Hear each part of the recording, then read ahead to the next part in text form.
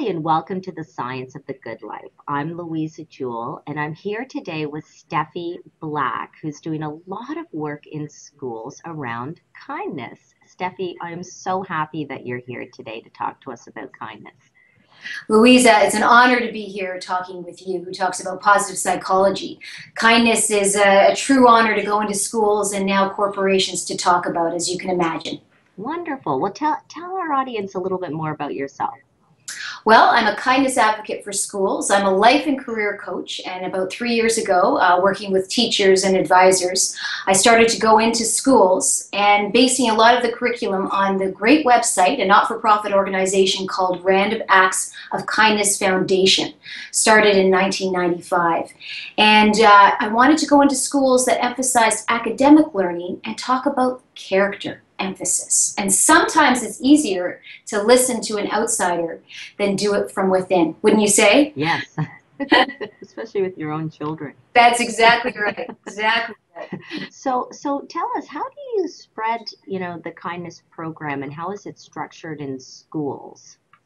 Very good question. Here's my t-shirt that I wear when I go out. I thought I'd wear it for you today, Louisa. Thank When you. I go into schools, I do 2 days of workshops. So a workshop with a co-kindness coach that I bring on from JK to grade 8. I focus on the elementary kids, and it's tailored to the needs of those kids. We often do a book and song for the little ones, a video, and then we divide them up into project groups, giving them some ideas of how to come up with kindness project ideas in their own school. Studies have shown, a famous one in Vancouver out of UBC, showed that 3 kind acts a week for a month change the pro-social values of a classroom. Wow, that's amazing. So that's incredible that you've got structured programs around kindness. And what Yes. kind of outcomes do you see in schools? What have you noticed? I've noticed that when the teachers and principal really commit to it, they appoint a kindness ambassador because these are busy, overworked people. I don't want to add to the load. But when they commit to bringing in this emphasis within their curriculum for a month period of time, there is a difference in the tone of the classroom. There's a difference in the feel of the school culture. I used to do one-off workshops, Louisa, but now I find it's the monthly program emphasizing 3 kind acts a week that makes the biggest impact. That's amazing. So why is action more important than just talking about this? Good question. Because when you do an action, you actually change things in the body. You know, chemically, we actually get something called serotonin happening, and you know about this from positive psychology. It actually reduces the emotional distance between people. We feel better when we do acts of kindness. When we just talk about it, it's a nice thing to talk about, but you don't feel the ripple impact of kindness. Yeah, absolutely. So there's something physically and mentally going on then when we're. Yes. Yes, physically, actually doing an act of kindness creates, a hormone called oxytocin, which reduces inflammation and free radicals. For those of us over 25, we like Not that. me. um, Not you. not, lowers aging. It actually increases how we feel good in our bodies and our minds.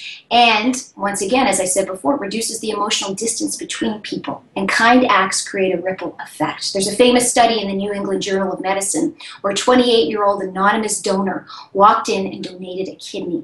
People heard about it, and 10 more acts were documented that year. Pretty incredible. That's amazing how we can be elevated by other people's kind acts. Yes, we do. Yes. And so you're also going into corporations and doing this. I mean, that's amazing.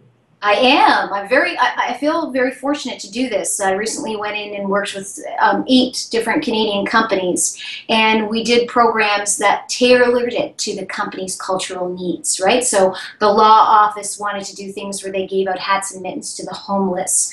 They had different exercises, writing compliments about each other, giving to their coworkers, and also people in the building delivering a breakfast.